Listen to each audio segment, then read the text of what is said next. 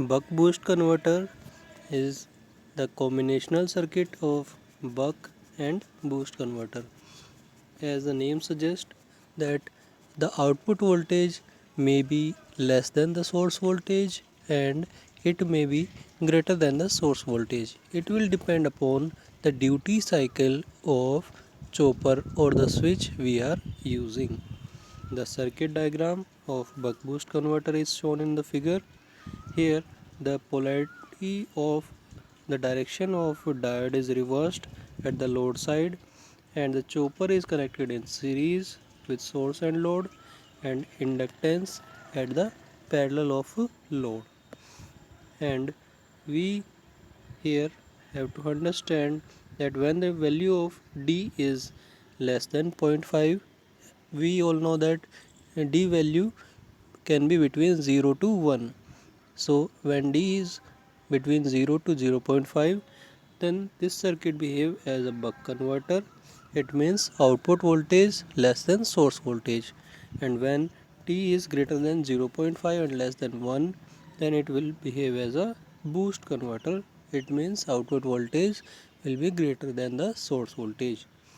The output voltage equation is also uh, the combination of the buck and boost converter voltages. As we know that buck converter output voltage is what?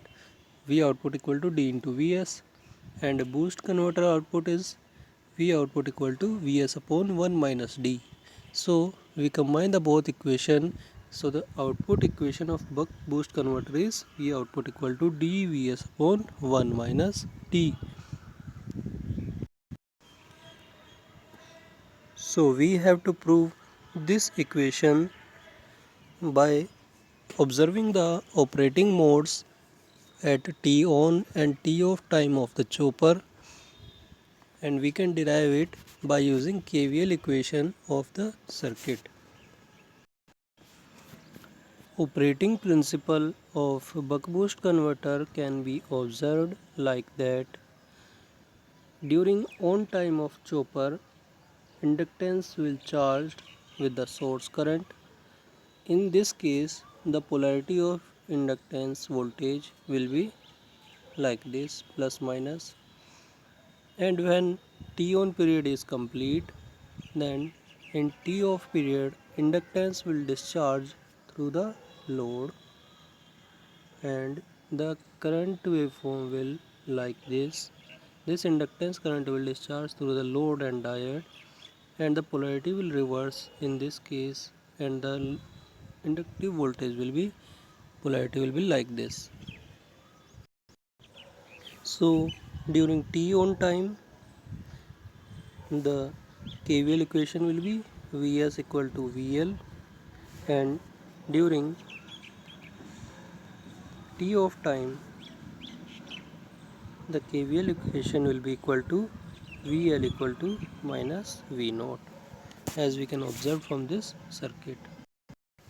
Now what is left? We have to find the value of delta I by using these KVL equation during on time and off time. So during on time, VL equal to Vs and delta I equal to Vs by L into T on, and multiply and divide T in this equation, we get the value delta I equal to dVs upon Lf. Similarly, for T off, we get the equation V naught equal to minus VL. Put the value of VL here, VL equal to minus V naught, and we can get the value of delta equal to minus V naught by L into T off.